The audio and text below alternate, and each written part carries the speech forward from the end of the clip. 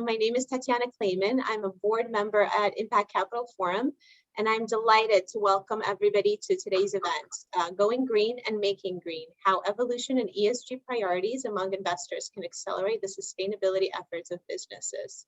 Please note that this meeting is being recorded. For those of you who are new to Impact Capital Forum, we're an individual member organization with the mission to advance the social finance sector by providing a platform for collaboration and thought leadership. We host events throughout the year of the most urgent topics for impact investors, social entrepreneurs, asset managers, and the broader community of impact-oriented business professionals. Our next event on May 25th will provide a practical guide for contributing to the SEC's call for input on climate change disclosures during what we believe is a historic opportunity to share the responses of the US financial markets to climate change and other ESG factors. We also host working groups that give our members the opportunity for deeper engagement with specific topics, such as opportunity zones and gender lens investing, which is scheduled to launch next month. If you're interested in becoming a member or learning more about ICF, you can message me directly or Ken during this meeting, or reach out to info@impactcapitalforum.org. Today, it is my pleasure to introduce the moderator of this distinguished panel, Kenneth Allen. Ken has over 25 years of experience in investment banking, business strategy, and project management, and is the founder of Azurist Partners, a financial advisory firm. He is also a fellow board member at Impact Capital Forum. Ken, over to you to introduce the rest of the panel. Good afternoon, and thank you very much, Tatiana. And hello to everyone in the audience. It's a pleasure to have you guys all joining us today for this important panel. I'm going to provide a quick summary of the panel, give brief introductions to each of the board members, and then we're going to step through a series of questions that I hope will help advance your understanding of the topic and drive this important conversation forward. We are going to ask that all the audience members hold their questions until the very end. As you can probably tell, you're being invited into a webcast format under Zoom, so you won't be able to actively participate with the panelists, but what we will do is allow you to submit your questions in through the Q&A function, and they'll be forwarded to each of the panelists to discuss, towards the last 15 minutes of the webinar. So with that little bit of housekeeping done, I'd like to just quickly review what we intend to cover on the topic and introduce our distinguished speakers. Today's discussion is focused on the growing incorporation of environmentally friendly impact and investment policies for corporate America and for the investment community, the advent of new technologies and business processes, and how funding for these types of initiatives are changing how corporate America approaches sustainability. Ultimately, we're going to focus on how these environmentally focused strategies can yield superior investment returns and operating profits for investors and companies across America. Our panel will discuss what's happening in certain industries, including energy generation, automotive, and transportation, and review the shifting views within the investment community and highlight the metrics investors use to focus on with respect to the impact of their policies on ESG issues. So with that, I'd like to introduce our panelists, which include Stephen Burkenfeld, who relatively recently retired from a long career in investment banking to focus entirely on impact and sustainability. Stephen is the founder and principal of Ecotopia Consulting, and he's primarily engaged in helping early stage mission-driven companies in the development of their business plans, growth strategies, and overall operations with the aim of improving their financeability, enhancing their market adoption and commercialization, and maximizing their overall impact in the world. Our second panelist is Kent Lucas, who operates at the Center of Technology, Mobility, and Investing. Currently, Kent is a general partner at Non-CB Ventures, an early stage venture capital fund that invests in exceptional, underrepresented founders. He is also a venture partner at Next Gear Ventures, an Israeli-based venture fund that invests in early-stage mobility companies, and he's a founding partner of 30X LLC, a global technology advisory firm with a focus on innovation, disruption, and ventures in mobility, smart cities, clean, and industrial tech verticals. Our last panelist is Wayne Seaton, who is responsible for the strategic growth of the Sustainalytics platform within the global fixed income markets, and specifically for sovereign, sub-sovereign, and corporate asset classes. In Wayne's role, he integrates environmental, social, and governance metrics and methodologies for both issuers and investors. Prior to joining Sustain Analytics, he was a managing partner and founder of Sustainable Public Infrastructure Partners, an advisory and consulting firm focused on ESG and sustainable market sectors. With that, just to give our audience members the benefit of really understanding the unique perspectives and experiences of each of our panelists, I'm going to give each of them an opportunity to give you a little bit more color and insight in terms of their experiences, what they're bringing to this conversation, and how their past professional work has shaped their views on ESG. With that, I'll turn the mic over to Stephen. Thank you, Ken. And I'll do this quickly so we can get into the real substance of the discussion. But as Ken said, after a long career, close to 33 years at Lehman Brothers and then Barclays, I retired at the end of 2019 to focus entirely on impact and sustainability. But while I was in larger investment banking firms, I did things like leading the coverage of the clean tech sector, founded and then served as the senior sponsor for what we now call sustainable and impact banking.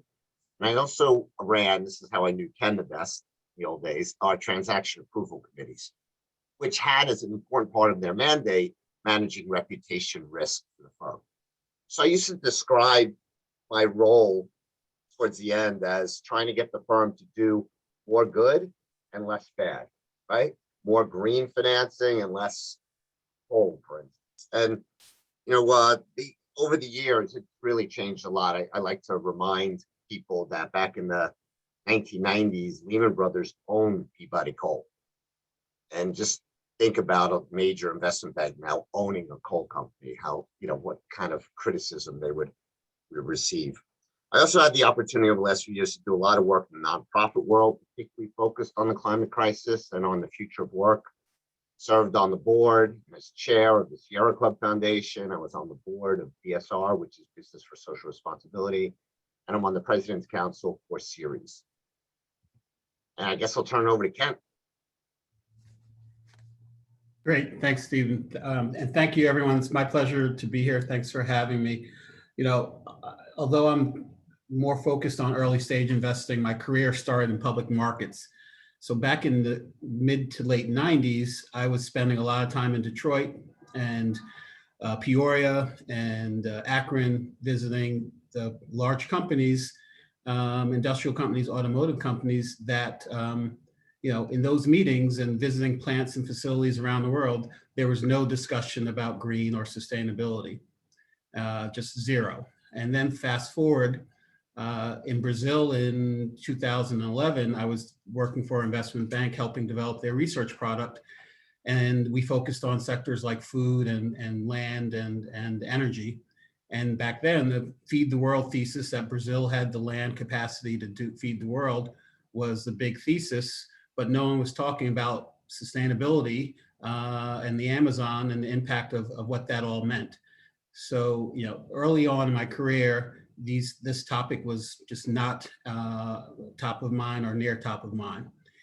Then fast forward when I was working for a hedge fund, and our thesis was based around disruptive technologies, specifically relating to the environment. Hydraulic fracking became the thing, fracking of natural gas, and it became the displacement method for oil and energy.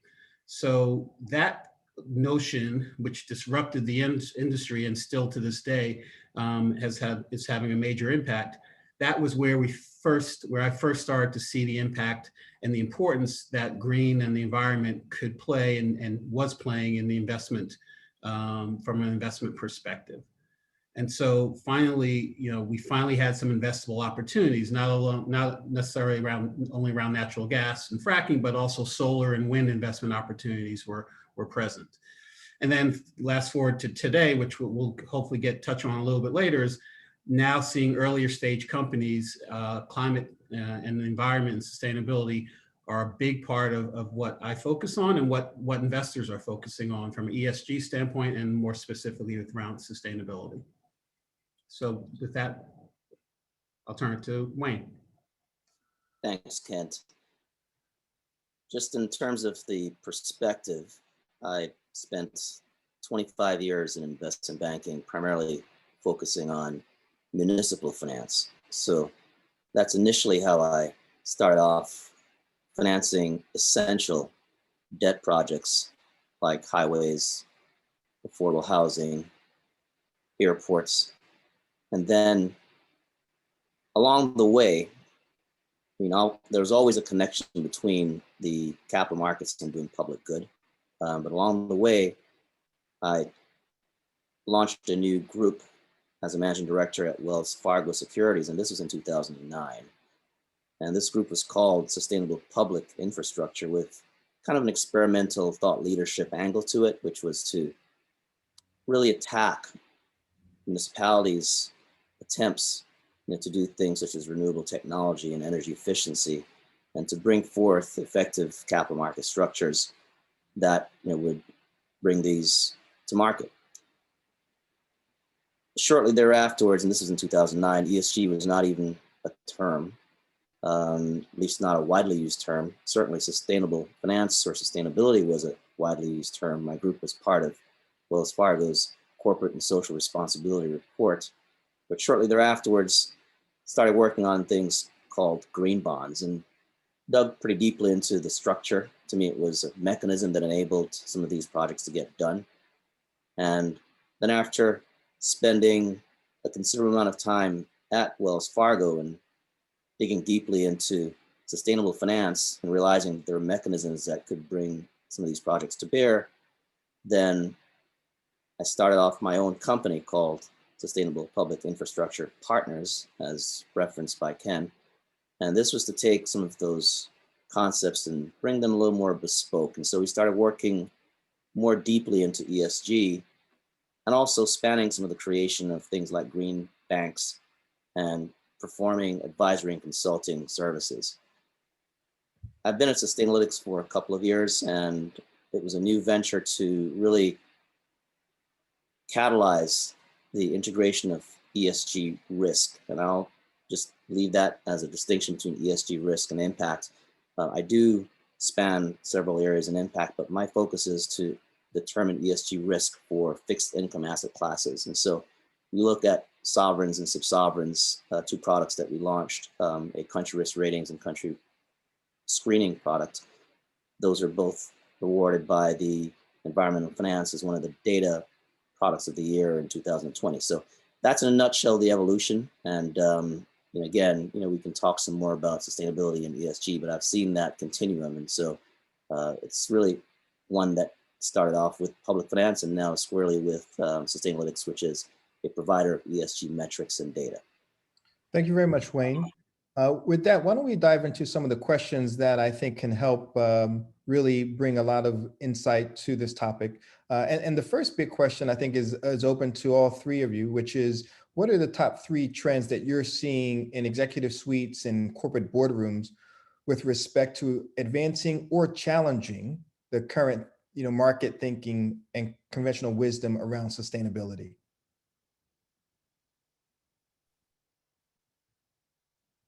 You want me to kick off? Sure. Thank you, Steve. Sure. So maybe I'll describe these in sort of level of engagement or level of depth. I think the first trend that you're seeing at almost every company is disclosure. Disclosure of ESG, disclosure of sustainability, who are we bringing in to help us with those reports, what needs to be in them. And so that is a trend, and that's pretty common. I think as companies start to take this more seriously, you're starting to get into a debate around what kind of commitments we want to make as a company. What's our net zero commitment? Is that a net zero commitment by 2050 or 2040? For some businesses that are high impact, heavy emitters, how do we transition our business to become lower emission, but also to play into these macro trends, which is going to be more clean energy, right? So you're having that discussion. I think it all goes together, whether it's just net zero commitments or whether it's energy transition, really very much depends on the nature of the business. And then I think for the most enlightened boards, they're talking about the whole theory of how you manage a corporation.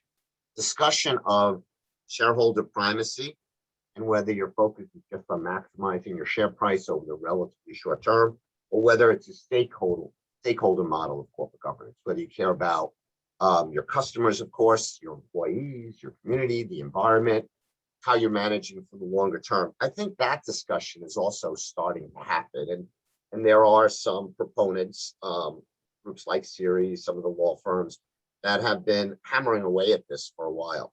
I would, though, like to just add to the question a little bit. If those are trends that I'm seeing, the one thing I'm not really seeing is corporations having sort of an active and regular review at the board level of the risk that the company faces from the manifestation of the climate crisis, the physical risks.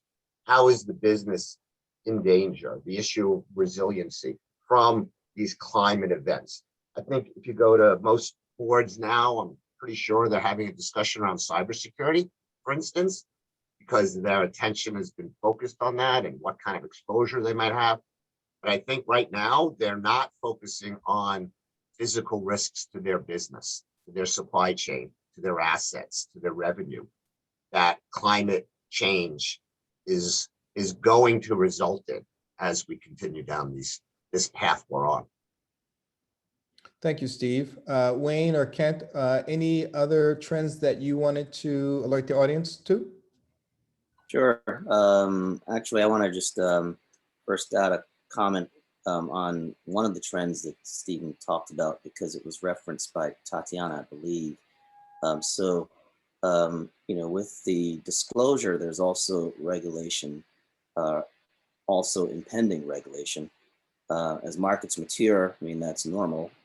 So with the fervor that's historically been in sustainability and ESG from Europe, there's the EU Action Plan, which has called for the Sustainable Finance Disclosure Regulations, which are in play here in the United States. I know that this webinar is global, but you know, I'm based in the US. The acting SEC chair, Lee, announced that she was basically going to direct attention to enhance the focus on climate-related disclosure. And then the chair, literally within weeks of being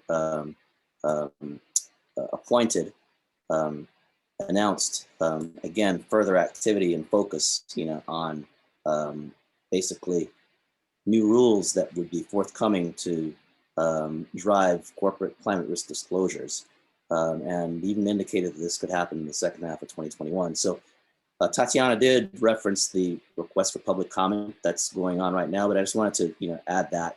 I'd say a few other trends from a capital market perspective. I mean, I referenced green bonds. I remember with the first one that was done, there was no, you know, real effort to extract a pricing benefit. We call that greenium. So the green bond market, and I'll get into that a little more detail later, is part of the green sustainability linked loan market, and that's had explosive growth, and also not only resulted in investor demand, but also in you know, slightly priceable benefits, and also fees, you know, for the market players that are involved. So I think that those are trends. Thank you. If I could ask a question building on everything that you guys have just shared, and you know, Steve kind of highlighted a number of decisions and debates happening within boardrooms, or to some extent not happening in boardrooms. But given the importance of business to the overall economy and to kind of shaping the direction of the country going forward, are business-friendly initiatives the preferred path to take to promote greener policies?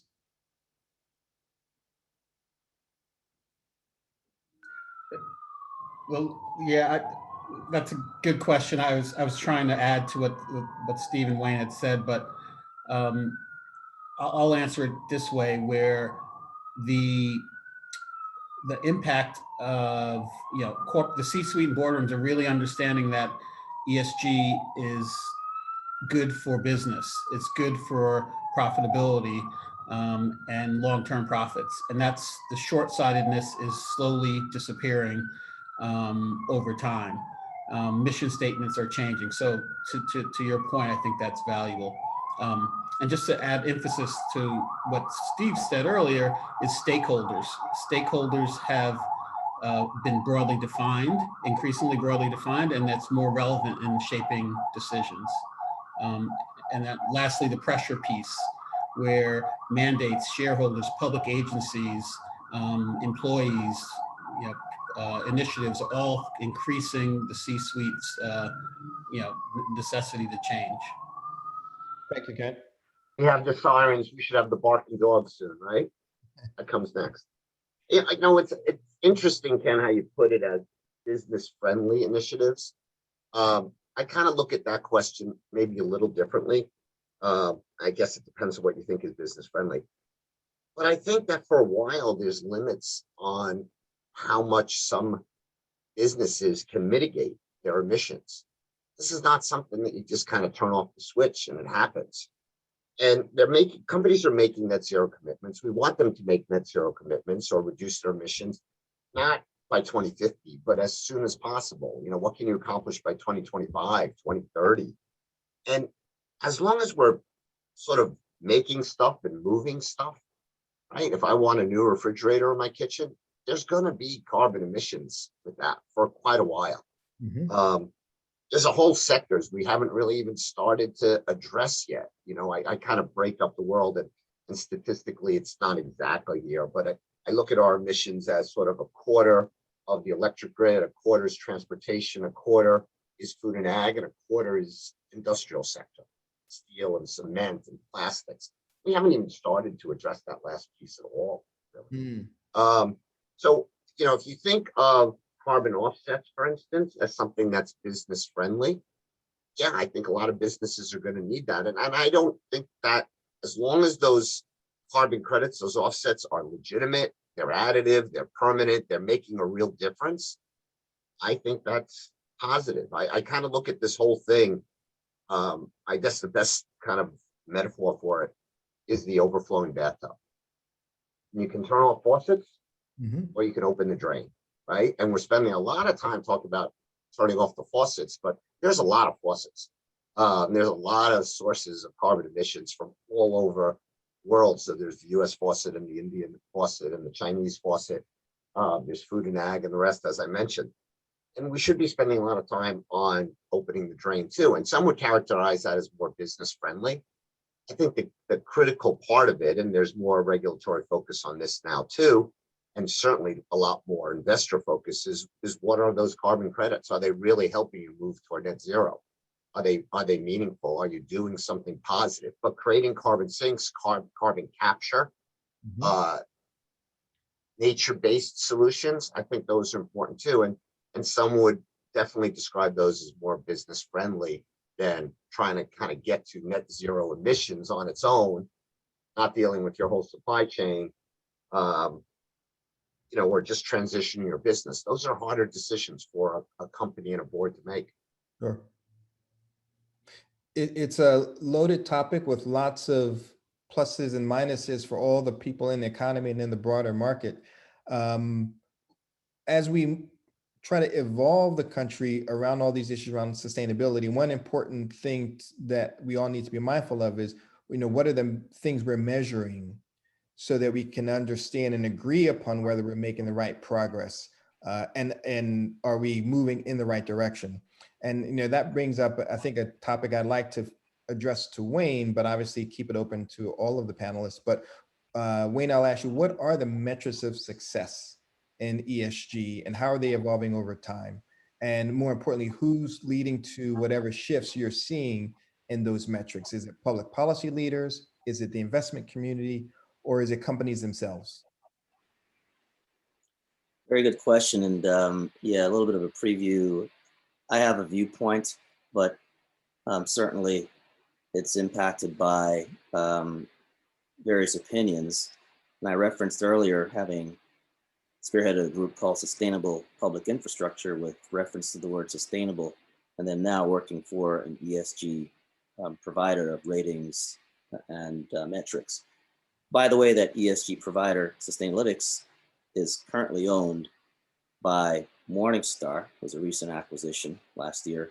Morningstar is regulated, but to a large degree, the providers of ESG data and metrics are not regulated. So just want to first lay that groundwork. So the question is, the metrics. And the way I look at ESG and sustainability, and there are sustainable finance groups certainly at Steve's predecessor firm and others. There are groups that say sustainable, but I look at ESG, and again, wearing the ESG hat, as where you're really trying to find data that ordinarily wouldn't have been incorporated in a financial analysis and bring those data points into viable metrics that can be used for either quantifying risk, determining impact, or determining long-term shareholder value. So it's a substantial kind of paradigm shift in terms of how companies actually and entities actually measure risk. Now, sustainability to me is certainly an older term, but it's kind of a broad rubric of basically doing well by doing good. So that's the bias I'm going to bring first and throw that out for discussion. So the question then is, if you take that viewpoint, what is ESG and why is ESG, kind of the linchpin of metrics? And so what we believe in, certainly at Sustainalytics and certainly amongst other market participants, is that ESG is centered around considering and analyzing environmental, social, and governance factors, no secret, ESG. And basically the thesis is that companies or entities that have high ESG performance have been proven to have lower risks and higher returns, and in some situations are more resilient in times of crisis.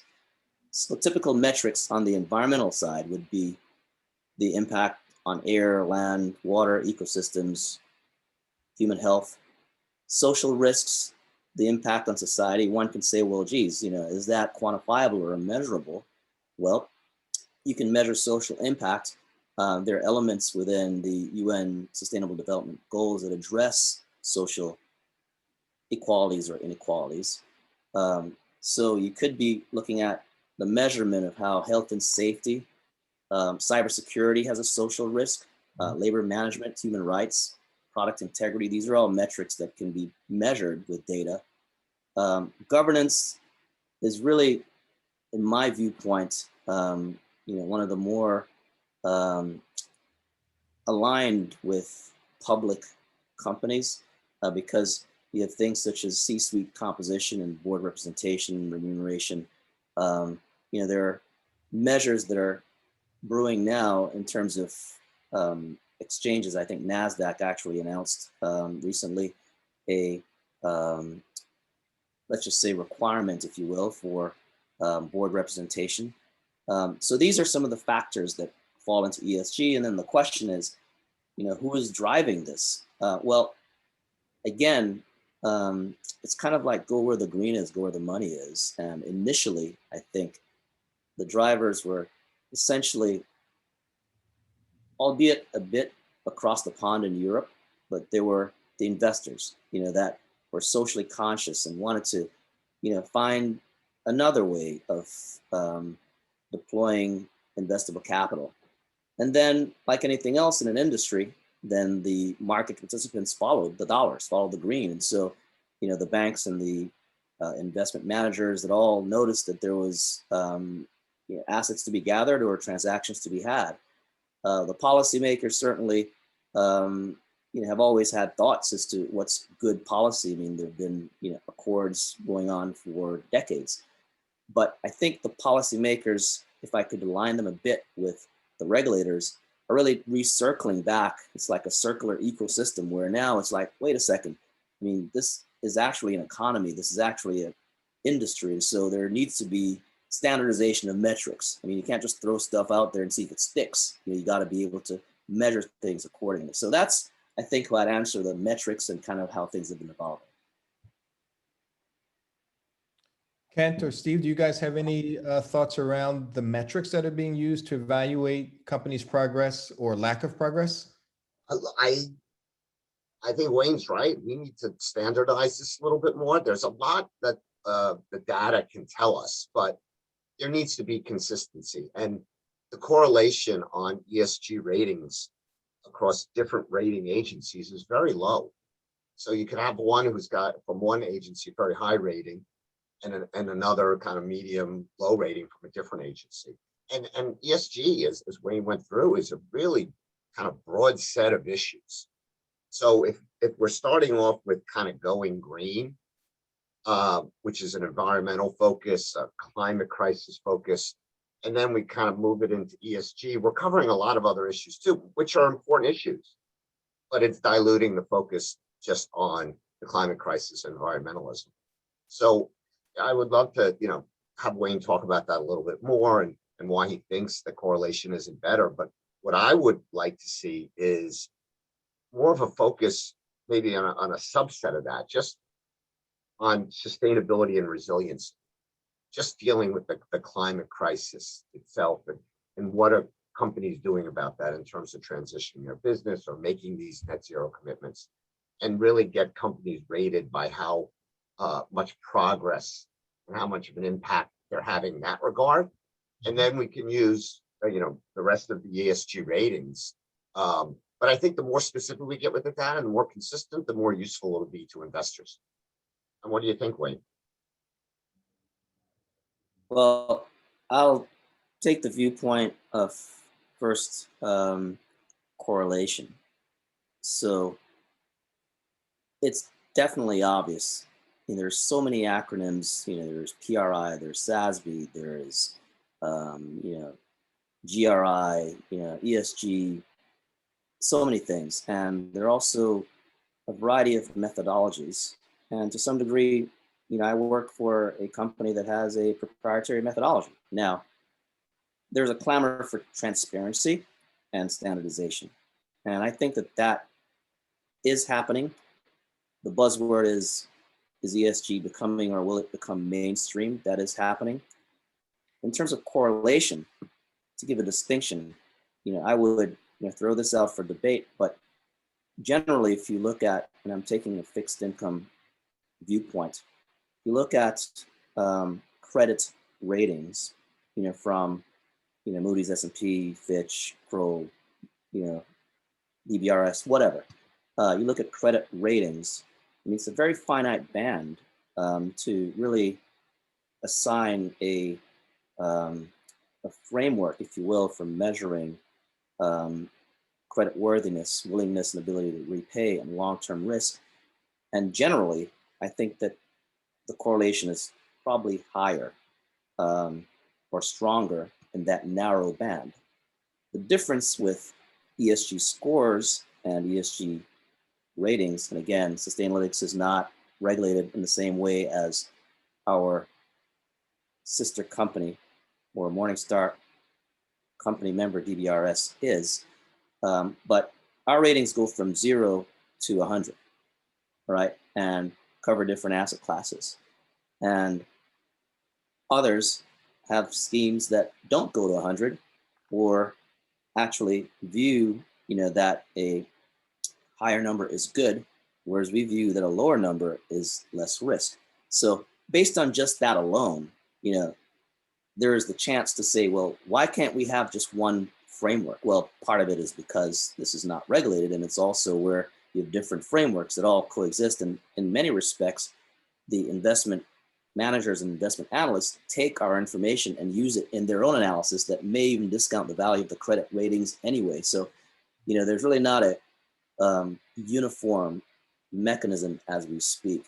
It's funny though, because the World Bank did a survey of ESG scoring and metrics providers, and they found the correlation to be reasonable.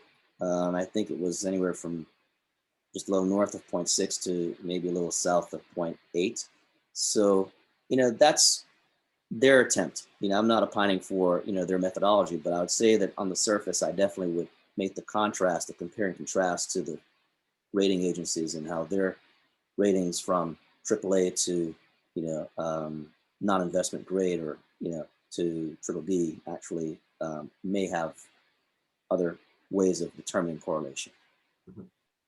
So Wayne, you'd mentioned a few minutes ago that a lot of the impetus for pushing sustainability and other ESG issues started with kind of the investment community in Europe, and particularly what I'll call activist investors in Europe, and that's kind of spread over into the investment community in the United States.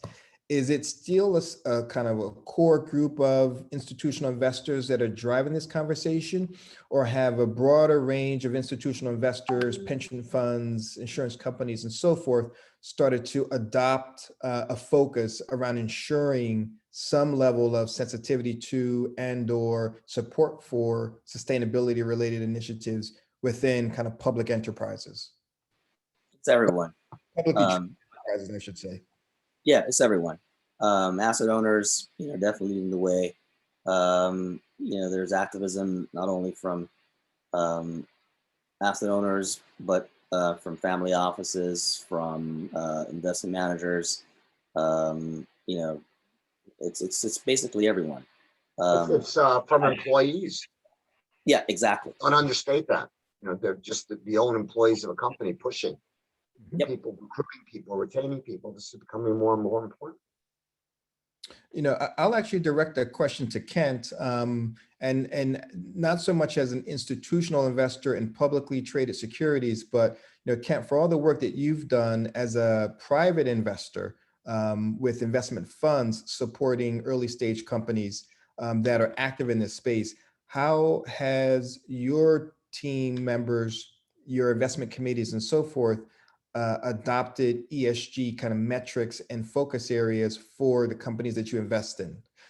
Given with the understanding that a lot of those companies are already active in things like mobility, electric cars, and doing things to perhaps promote sustainability or address climate change.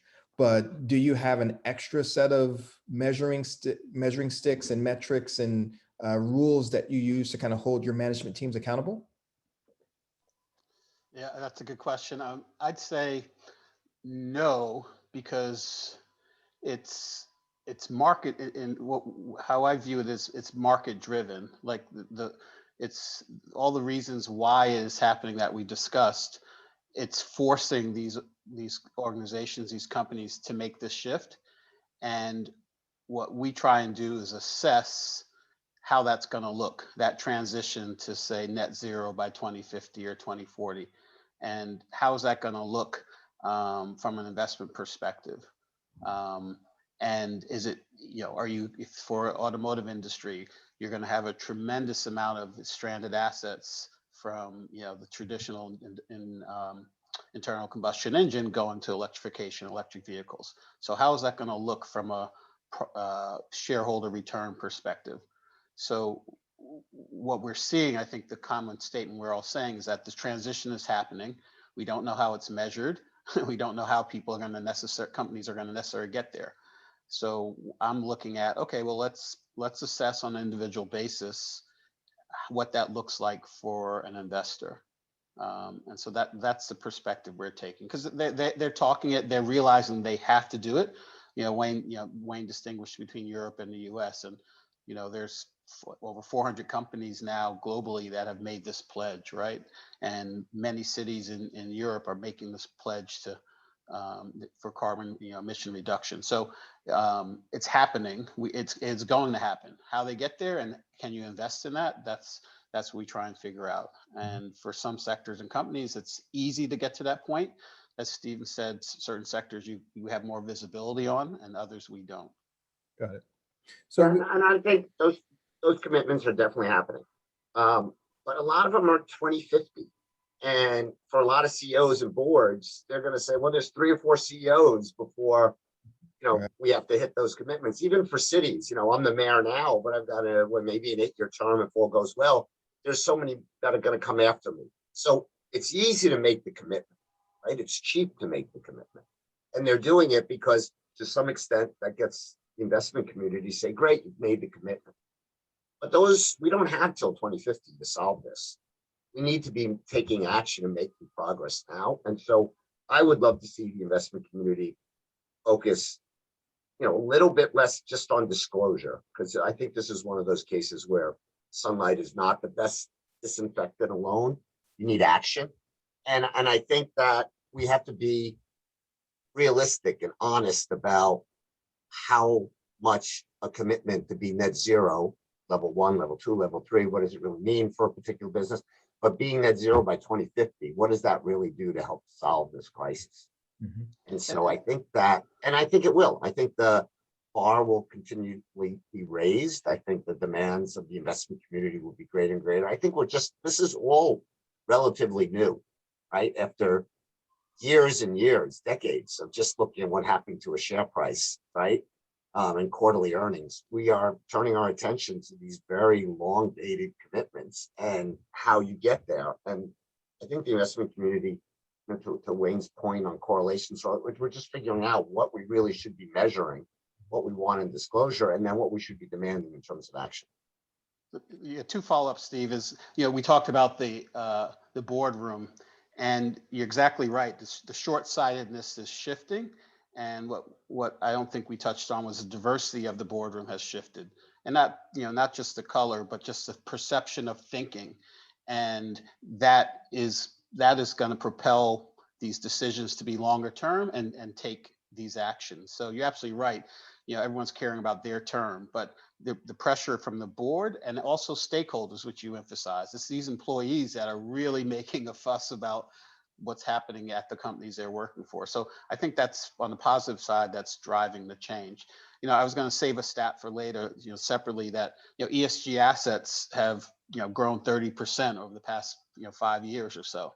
And, 5 years ago, they were a niche type of, investment class. But now they're, I think EY or one of those, consultants, Deloitte, said by 2025, they're going to represent a third of global AUM. So those type of investors are also going to drive this forward. And again, help us get to this really tangible action items to get to these goals. Thank you, Kent. So we've spent a lot of this discussion talking about decisions and pressures around ESG being applied by institutional investors, NGOs, and government bodies. But I actually wanted to ask the three of you, what actions can individuals take that will support what the larger forces, capital markets, governments, et cetera, are doing to drive the sustainability and, to a broader extent, the ESG conversation?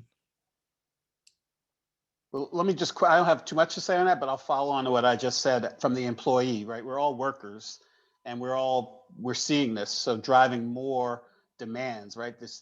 Again, it's around ESG broadly speaking, whether it's social governance or environment, it's a lot more noise being made by employees. And I think that's one way individuals can have an impact.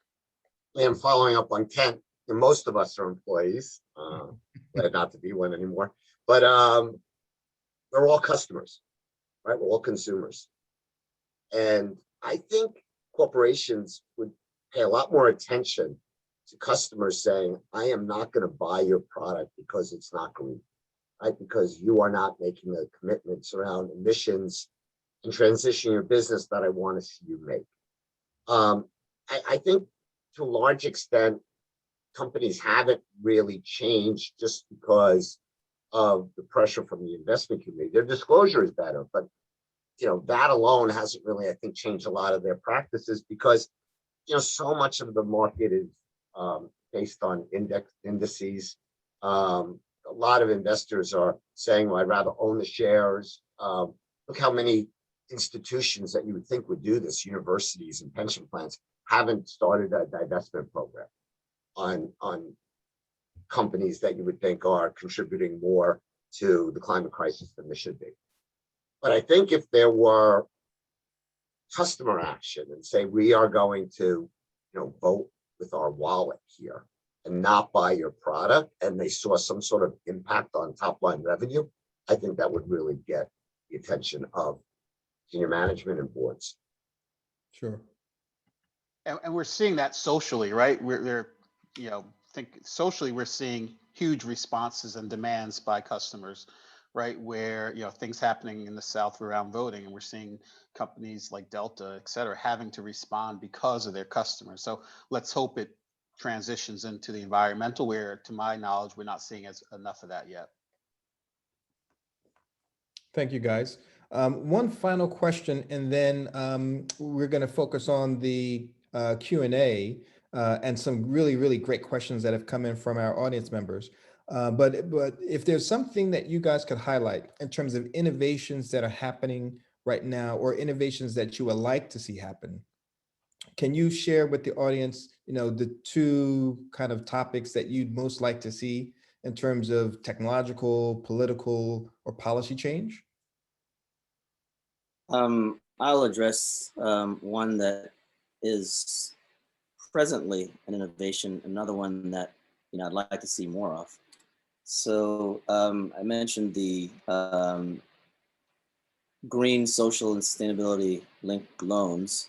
So that's a burgeoning market, and as Kent mentioned, is driven a little bit, actually quite a bit, by inflows, but driven more by financial engineers saying, we can actually use these mechanisms to, finance green projects, or even transition projects, transitioning from not so green to being green. And so that to me is an innovation that is bursting at the seams. I mean, just a little data, according to environmental finance, the GSSS, or as I said, the Green Social Sustainability and Sustainability Linked Loans market, reported record issuance this past quarter of 280 billion compared to 80 billion in the quarter of 2020.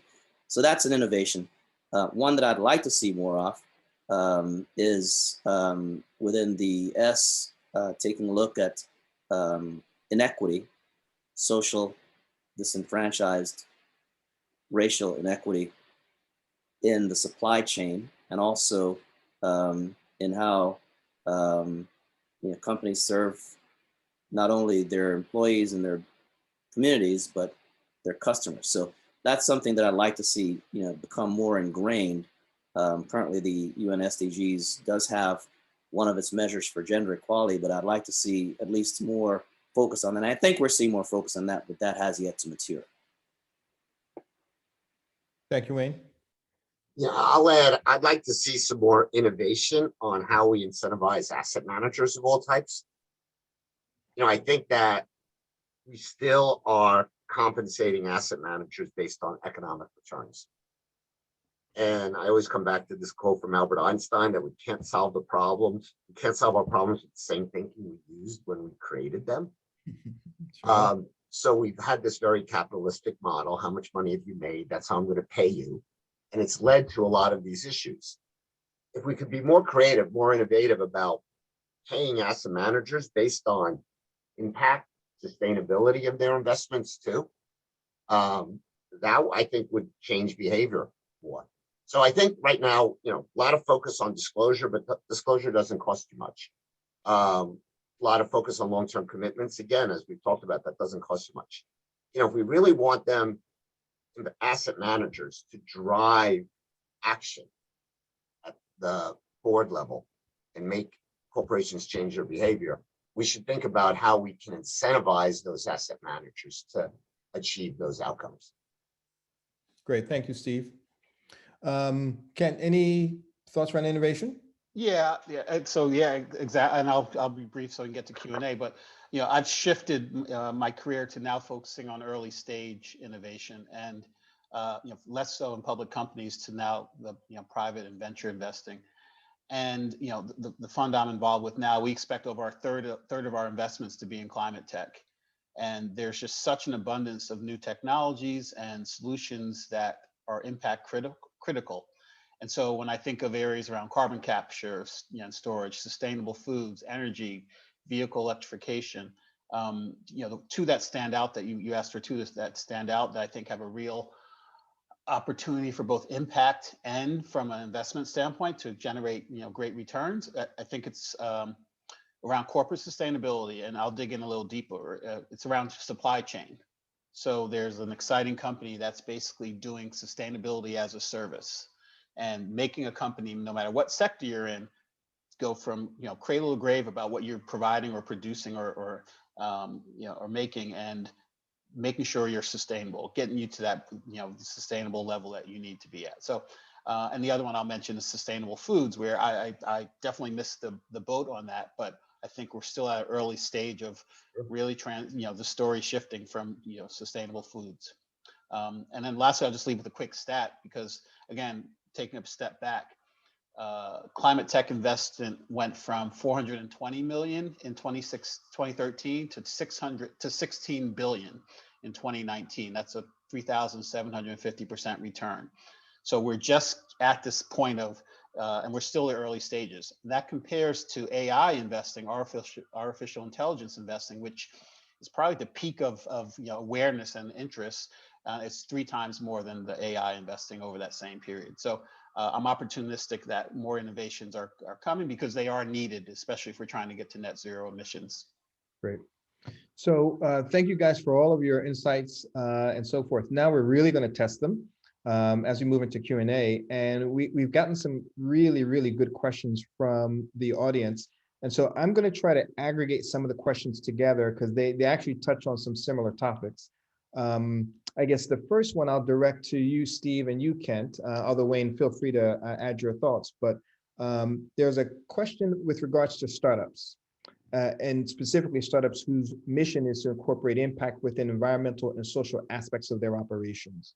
And the core question is, what is the appetite that you guys are seeing from investors to fund those opportunities that are already on the right path? And you want to start? Yeah, I think I'll reiterate the stat that I threw out, and it's really, there's incredible appetite of investments, of investors seeking to put capital to work in these early stage companies. And I'll just ask you if you could dig in on that. Is it a lot of new investment capital is piling into a couple of themes, or is it pretty broad-based support of lots of innovative companies trying to tackle these big issues and challenges from lots of different perspectives? It's the latter. Like I touched on a bunch of these subsectors, and we have lots of problems to solve, right? So if we're going to have vehicle electrification, if we believe the trend to electric vehicles, our grid is not even close to being able to hold that, right? So we have energy grid, right? If we're really going to reduce, carbon emissions in the food chain, as Steve said, is roughly a quarter of the problem. We have a long way to go to transition off of some of the problems there. So I think it's broad based, and investors, again, for what we're doing, I'm motivated by two missions: to have an impact, but also to generate returns. And I view it as a way to generate incremental returns because it's such we're at the early stage of this process.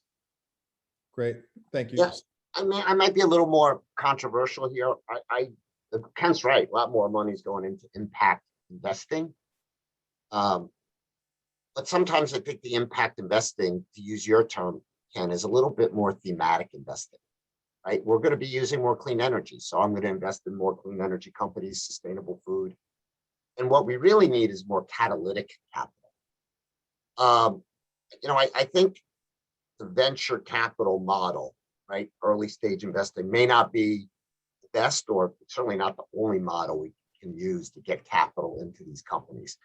And I'm working with a lot of them, and it's disappointing and frustrating to hear comments from impact investors that say, well, we really only want to invest in software, or that's not venture scalable, right? We're not going to solve the food and ag problem or the energy transition with software alone, right? We need hard tech. Mm-hmm. And there's a lot of investors who say, well, that takes longer, it's riskier, more capital intensive. That's not what we want to do. And I don't think any of this has to do with concessionary returns at all. It's just about taking more risk to support these businesses.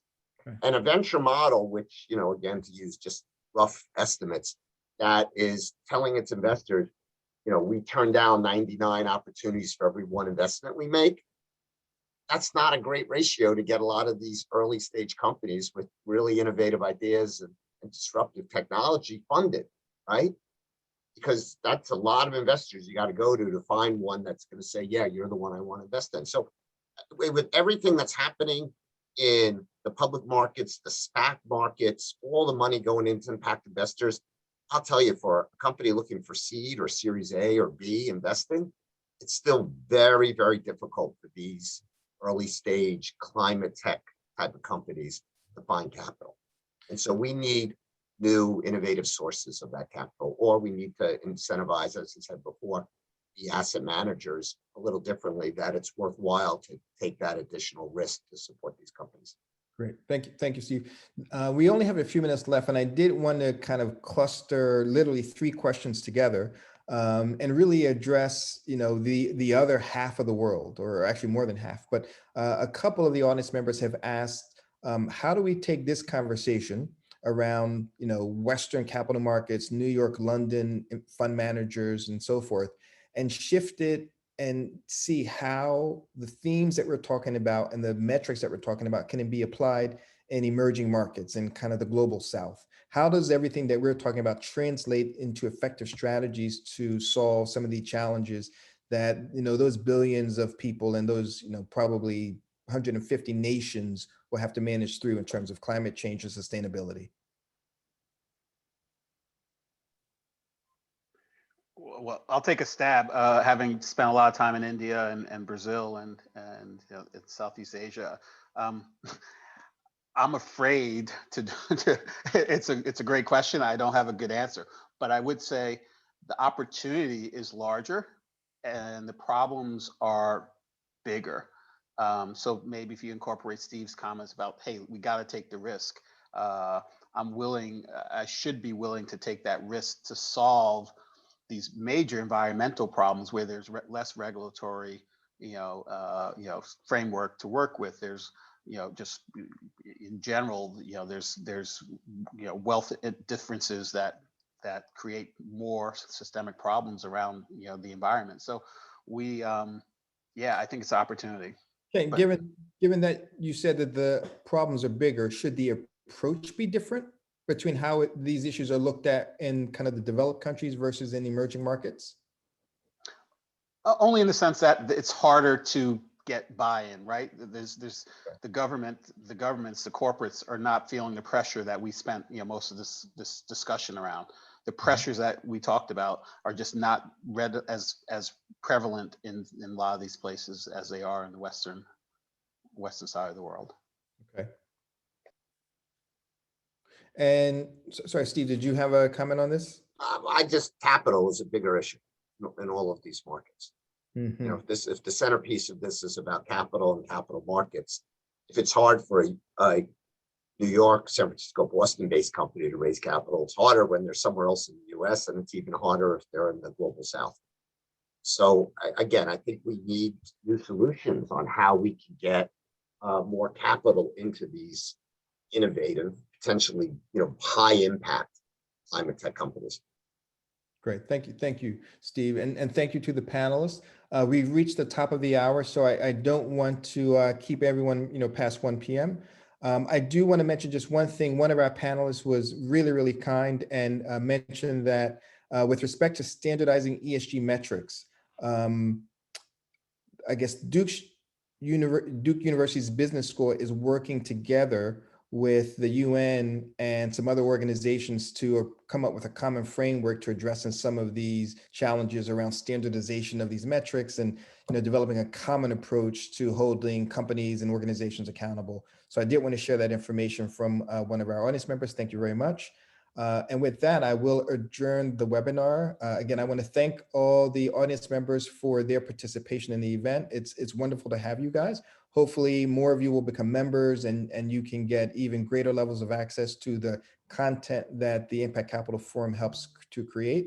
And lastly, and most importantly, thank you to Stephen, Wayne, and Kent for your participation and all the wisdom that you've shared with the audience on these very, very kind of globally important topics. Thank you, Ken. Thank you for organizing it. Thank you. Great panel. Thanks, Wayne. Thank you, Ken. Thank you, everyone. Take care.